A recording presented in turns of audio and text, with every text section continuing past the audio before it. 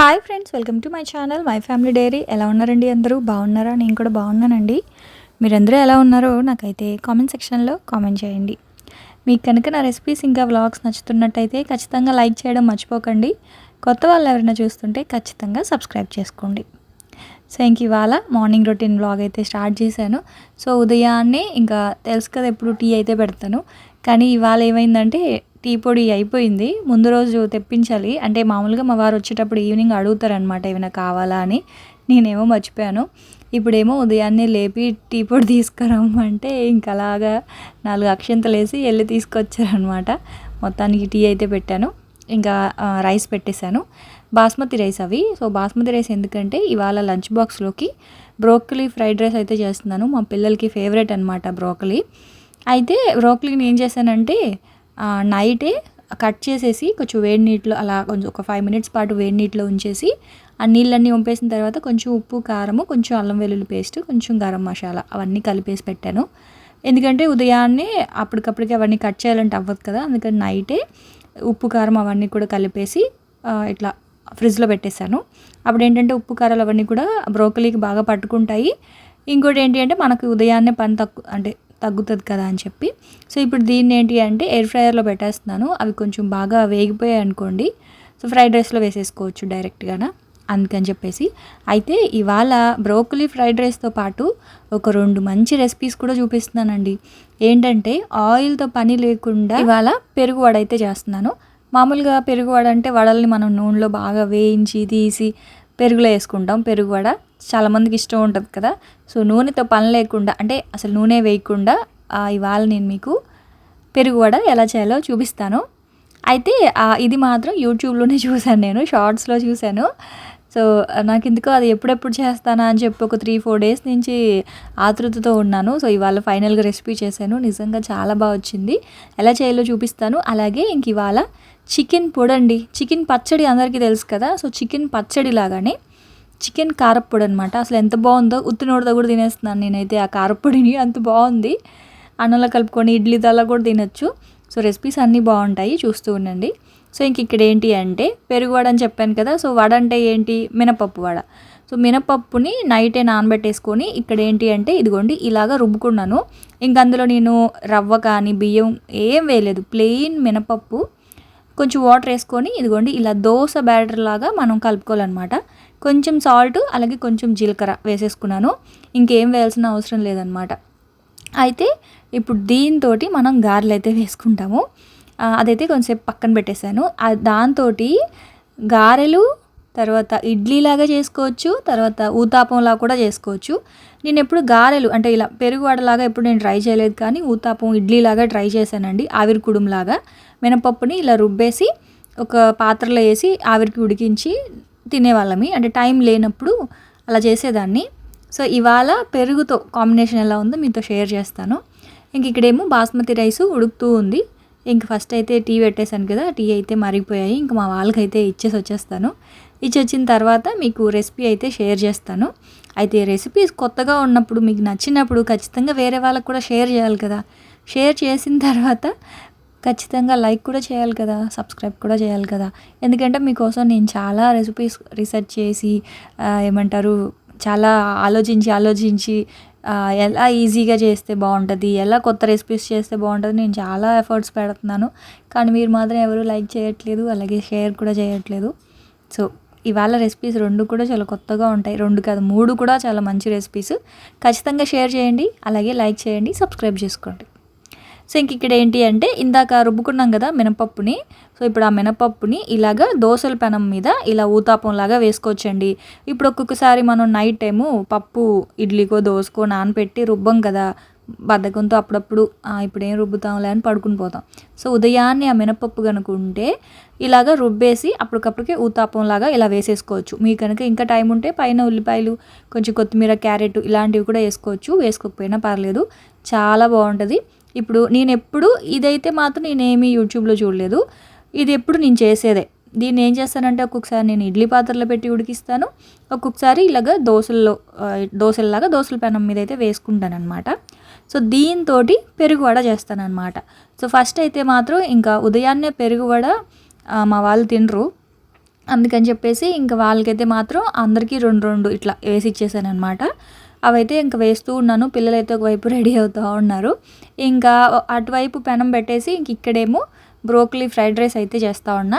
ఓటీజీలో broccoli పెట్టేశాను కదా, కొంచెం ఉప్పు కారం అవన్నీ పట్టించేసి ఓటీజీ కాదు, ఎయిర్ ఫ్రైయర్లో పెట్టేశాను కదా. సో ఇంక ఇక్కడేంటి అంటే కొంచెం కడాయిలో ఆయిల్ వేసుకొని, బటర్ కనుక ఉంటే బటర్ వేసుకోండి ఇంకా బాగుంటుంది.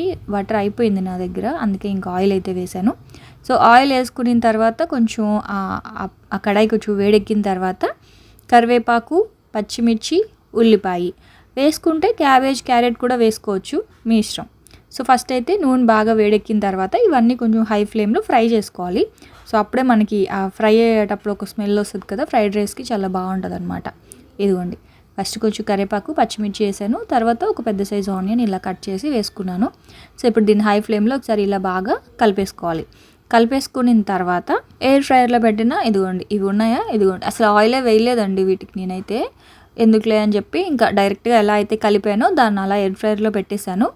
ఇప్పుడు దీంట్లో కావాలి అనుకుంటే మనం కొంచెం కార్న్ఫ్లవర్, తర్వాత కొంచెం మైదా కానీ, తర్వాత కొంచెం శనగపిండి లేదంటే బియ్యం పిండి ఇలాంటివి కలిపేసి ఎయిర్ ఫ్రైయర్లో కొంచెం ఆయిల్, ఒక 2 స్పూన్స్ ఆయిల్ వేసి పకోడీలాగా కూడా వేపుకోవచ్చు. నేనైతే చికెన్ పకోడీ అలాగే వేపాను, చాలా బాగా వచ్చింది. కానీ దీనికైతే ఇప్పుడు నేను అసలు ఆయిల్ ఏం లేకుండా అలాగ ఫ్రై చేసేసుకున్నాను అనమాట బ్రోకలీని.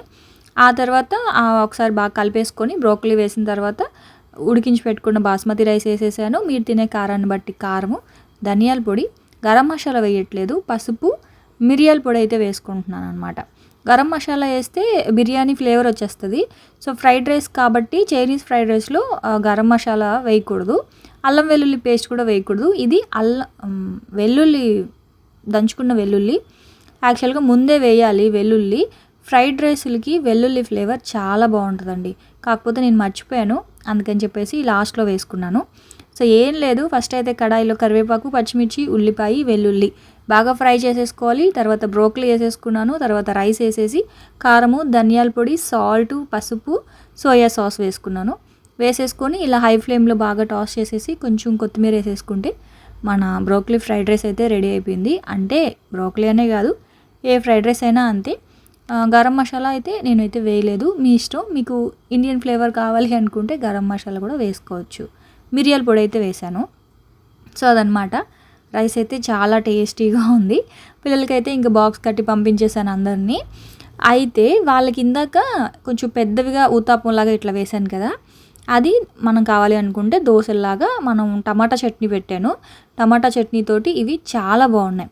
అయితే నాకులాగా పెరుగువడ ఎవరైనా బాగా ఇష్టంగా తినేవాళ్ళు ఉంటే ఇప్పుడు చూడండి, పెనం మీద ఒకే ఒక స్పూన్ ఆయిల్ వేసుకొని ఇట్లా చిన్నవి గారెల్లాగా వేసి, పెరుగువడ కాబట్టి పెరుగులో వేస్తున్నాను అనమాట. సో మినపప్పుని ఇంకా మనం గారెల్లాగా ఇట్లాగా పెనం మీద అటు ఇటు ఫ్రై చేసుకొని దాన్ని తీసి పెరుగులో వేసేసుకుంటే సేమ్ మనకి పెరుగువడే ఇంకా అది. కాకపోతే వడలు అయితే మనం ఆయిల్లో ఫ్రై చేసుకుంటాము, ఇదేంటి అంటే ఆయిల్లో కాకుండా ఇట్లా పెరుగులో వేసుకున్నాం అనమాట, అంతే. ఒక 10 మినిట్స్లో నానిపోతుందండి. మామూలుగా పెరుగువడ అయితే కొంచెం ఎక్కువసేపు నానబెడతాం అందులో. ఇదైతే అసలు అంత టైం కూడా అవసరం లేదు, ఎందుకంటే చాలా సాఫ్ట్గా ఫ్లఫీగా ఉంటాయన్నమాట అవి. చెప్పాలంటే ప్యాన్ కేక్స్ లాగా ఉన్నాయి అవి కదా, కాకపోతే హోల్ పెట్టలేదు అంతే. ఇంకా అవన్నీ అందులో వేసేసి కొంచెం పోపు, కొంచెం క్యారెట్, కొంచెం కొత్తిమీర అవన్నీ వేసేసుకున్నాను. యాక్చువల్గా ఈవినింగ్ స్నాక్ ఇదే అనమాట మా పిల్లలకి. ఇంకా ఇంతేనండి, పెరుగువడ అయితే రెడీ అయిపోయింది. సో చూసారు కదా ఆయిల్ లేకుండా పెరుగువడ ఎలా చేశానో. సో మీకు ఎవరికైనా ఈ రెసిపీ తెలుసా లేదా అనేది నాకైతే కామెంట్ సెక్షన్లో కామెంట్ చేయండి. నేను ఎప్పుడు చెప్పా కదా, ఇడ్లీలాగా దోశలాగా తిన్నాను, కానీ ఇట్లాగా పెరుగులో వేసి ఇట్లా ఎప్పుడు ట్రై చేయలేదు. సేమ్ పెరుగువడ తింటే ఎలా అయితే ఉందో అలాగే ఉందన్నమాట. మీరు కూడా ట్రై చేయండి, చాలా మంచి రెసిపీ అని చెప్పొచ్చు. ఆ తర్వాత ఇంకా యాక్చువల్గా ఎప్పుడు ఉదయాన్నే తుడిచేస్తాను గుమ్మం అది. ఇవాళ ఏంటి అంటే బాల్కనీ అంతా కూడా ఒకసారి కడుగుదాం అనుకున్నాను, మొక్కలన్నీ తీసేసి కడుగుదాం అనుకున్నాను, కానీ ఆ తర్వాత మళ్ళీ ఇంకా నాకు ఎందుకో ఆకలేస్తూ ఉంది, సరేలే రేపు కడుగుదాం అని చెప్పేసి ఇంకా నార్మల్గా ఇలా చీపురుతోటి తుడిచేసి ఆ తర్వాత ఇంకా మొక్కలన్నిటికీ వాటర్ వేసి ఆ వాటర్ అంతా వెళ్ళిపోయిన తర్వాత అప్పుడు గుమ్మం తుడిచి ముగ్గు అయితే వేయాలి. అంటే దాదాపు 2-3 డేస్ అయిపోయింది మొక్కలకి వాటర్ వేసి, ఇంకా అందుకని చెప్పేసి ఇంక వాటర్ అయితే వేస్తూ ఉన్నాను. ఇంకా ఎండాకాలం స్టార్ట్ అయిపోయింది కదండి, 2-3 డేస్కి కాదు, రెగ్యులర్గా వేయాలి వాటరు, లేకపోతే మాత్రం మొక్కలన్నీ ఇంకా ఇదైపోతాయి. అప్పుడు చూస్తే అయ్యో అనిపిస్తుంది. ఆ తర్వాత ముక్కలకి వాటర్ వేసేసి గుమ్మం అంతా తుడిచేసి ఏదో ఒక ముగ్గు అయితే వేశాడు యూట్యూబ్లో చూసి. ఒక ముగ్గు ట్రై చేశాను, ఎక్కడో మిస్టేక్ అయితే వచ్చిందండి. ఎక్కడ మిస్టేక్ వచ్చిందో అర్థం కావట్లేదు నాకైతే. సో మొత్తానికి ఏదో అలా ఒక చిన్న మిల్కిల్ ముగ్గు అయితే పెట్టాను. ఆ తర్వాత ఇంకా ఇంట్లో పని అంతా అయిపోయిందండి. ఇంట్లో పని అయిన తర్వాత ఇంకా నా పని ఉంటుంది కదా, నేనైతే ఫ్రెష్ అవ్వాలి. అయితే ఇంకా తలకైతే ఆయిల్ పెట్టేసుకుంటా ఉన్నా. తలకి ఆయిల్ లేకుండా మాత్రం ఉండనండి, నాకు హెడేక్ వచ్చేస్తూ ఉంది. అంటే ఎక్కువ మొబైల్ అది చూస్తూ ఉంటాను కదా, సో ఖచ్చితంగా ఆయిల్ అయితే ఉండాలి. ఆయిల్ పెట్టకపోతే మాత్రం తలనొప్పి వస్తుంది నాకు బాగాన. అందుకని చెప్పేసి ఇంకా ఆ ఆయిల్ వచ్చేసి ఇందులోకి వాడతాను. అందులో ఏంటి అంటే విటమిన్ ఈ ట్యాబ్లెట్ ఉంటుంది కదా, గ్రీన్ కలర్లో ఉంటుంది, చిన్న ట్యూబ్స్ లాగా ఉంటాయి కదా, అదైతే కలిపేసి పెట్టుకుంటాను. అది పెట్టుకున్న వెంటనే నేనేం తలస్నానం చేయను, 2 days ఆగి చేస్తాను. వెంటనే తలస్నానం చేయాలి అప్పుడు నేను చేస్తానంటే అవిసె గింజల జెల్ ఉంటుంది కదా, సో అవిసె గింజల్ని ఉడకబెడితే జెల్ లాగా వస్తుంది, దాన్ని కొబ్బరి నూనెలో మిక్స్ చేసి తలకు పెట్టేసి ఒక 1/2 hour 1 hour ఇంట్లో పని చేసేసుకుని తర్వాత వెళ్ళి స్నానం చేస్తాను. సో అప్పుడు ఏంటి అంటే చాలా సాఫ్ట్గా సిల్కీగా ఉంటుంది అనమాట హెయిర్ అనేది. ఎప్పుడైనా ఫంక్షన్స్ ఉన్నప్పుడు అలా చేస్తా. సో రెగ్యులర్గా మాత్రం ఇట్లా ఆయిల్లో కొంచెం విటమిన్ ఈ ట్యాబ్లెట్ అది కలిపేసి మీకు ఇదివరకు కూడా షేర్ చేశాను కదా మొన్న ఎప్పుడో, అలా చేస్తూ ఉంటా. అయితే చిన్నపిల్లలకి రాయొచ్చా అని అన్నారు, అంటే ఒక 5 years అట్లాగా రాయొచ్చు అనుకుంటానండి, మరేమో నాకు అంత ఐడియా లేదు. అడిగారు లాస్ట్ టైము. సో ఏమో ఒకసారి ఎవరినైనా అడిగండి పెద్దవాళ్ళని. ఏం కాదనుకుంటున్నా, ఎందుకంటే ఆ విటమిన్ ఈ ట్యాబ్లెట్ అనేది మనం హెయిర్కి పెడుతున్నాం కానీ లోపలికి అంటే మనం మింగట్లేదు కదా అవి. సో ఆయిల్లో కలిపి తలకు పెట్టేస్తే డాండ్రఫ్ అది పట్టకుండా ఉంటుంది అని చెప్పి. ఇంకోటి ఏంటంటే నాకు కొంచెం పేలు ఉంటాయి, సో అది రాస్తున్నప్పటి నుంచి పేలు కూడా లేవన్నమాట. అందుకని చెప్పి నేను అది పెట్టుకుంటూ ఉంటాను. తర్వాత ఇంక తలకి ఆయిల్ పెట్టేసుకొని డైలీ ఇలా జ్యూస్ తాగుతున్నాను కదా, కొంచెం పలచగా చేసుకొని తాగుతున్నాను. అదిగోండి బీట్రూట్, ఇవాళ నిమ్మరసం కలిపాను, కొంచెం పుదీనా, నిమ్మరసము, అలాగే బీట్రూటు. ఇంక ఇది వచ్చేసి బ్లాక్ సాల్ట్ ఉంటుంది కదా అదనమాట. సో అదైతే తాగేసాను. తాగేసిన తర్వాత ఇదిగోండి ఫ్రెష్ అయిపోయి టిఫిన్ తినేసి ఆ తర్వాత ఇంకా ఖాళీగా ఉన్న టైంలో మీరందరూ అడుగుతూ ఉన్నారు కదా, మీ స్కిన్ చాలా గ్లోయిగా ఉంది, బయటికి వెళ్ళేటప్పుడు ఇంట్లో ఉంటే అంత కాదు కానీ బయటికి వెళ్ళినప్పుడు మీ ఫేస్ మీద లైట్ పడితే మీ ఫేస్ బాగా షైన్ అవుతుంది, ఏం రాస్తున్నారని.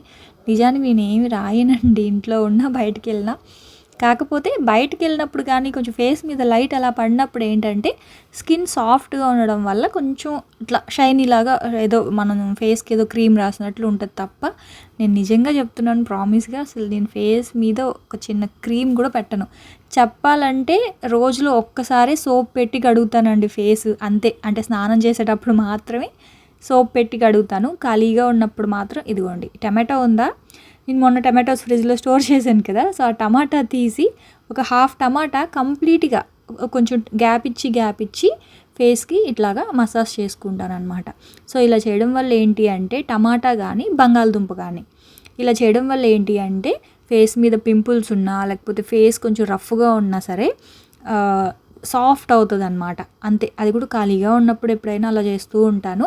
సో మీరు కూడా ఖాళీగా ఉన్నప్పుడు అలా చేస్తూ ఉండండి, అంతే. ఇంకోటి ఏంటంటే ఇప్పుడు సమ్మర్ వస్తుంది కదా, సమ్మర్లో ట్యాన్ పట్టేసింది అనుకోండి, కొంచెం బియ్యం పిండి కానీ శనగపిండి కానీ ఆ టమాటాకి అద్ది స్క్రబ్ చేసుకుంటే ట్యాన్ పోతుంది.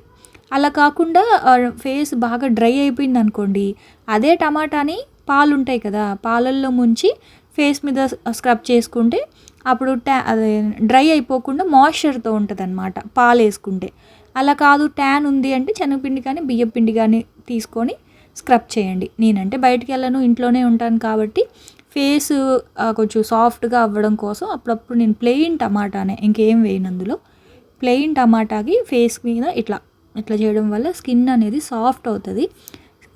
చూడండి రఫ్గా ఉన్నప్పుడు ఈ టమాటాతో స్క్రబ్ చేయడం వల్ల సాఫ్ట్ అయ్యి కొంచెం షైనీగా ఉంటుంది అనమాట, అంతేనండి. ఇంకా అంతకుమించి నేనేం చేయను.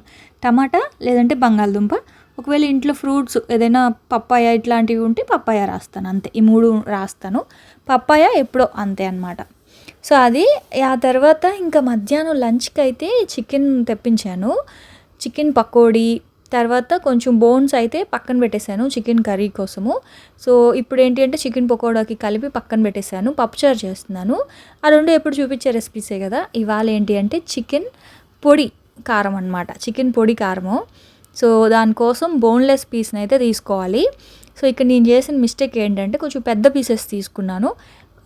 అంటే నేను అనుకున్నాను ఆయిల్‌లో ఫ్రై అయ్యేటప్పుడు పెద్ద పీసెస్ అయితే ఈజీగా ఫ్రై చేయొచ్చు కదా అని అనుకున్నాను, కానీ కాదు. మీరు ఎవరైనా సరే చికెన్ పొడి ఫ్రై చేసేటప్పుడు కొంచెం చిన్న చిన్న పీసెస్‌గా కట్ చేసుకోండి. ఇది ఎక్స్‌పీరియన్స్ ద్వారా వచ్చిందనమాట నాకు. సో ఇప్పుడు ఏంటి అంటే ఇట్లాగా స్టవ్ మీద కొంచెం కడాయి పెట్టేసి ఏంటంటే కొంచెం అడుగు మాడిపోకుండా ఉండే కొంచెం ఇలాంటి కడాయిలైతే తీసుకోండి. ఆయిల్ వేసిన తర్వాత సిమ్లో పెట్టి ఇదిగోండి చికెన్ని ఇలా మంచిగా ఫ్రై చేసుకోవాలన్నమాట. ఇది నిలువ ఉంటుందండి, బయట పెట్టుకోవచ్చు, ఫ్రిడ్జ్లో పెట్టాల్సిన అవసరం లేదు.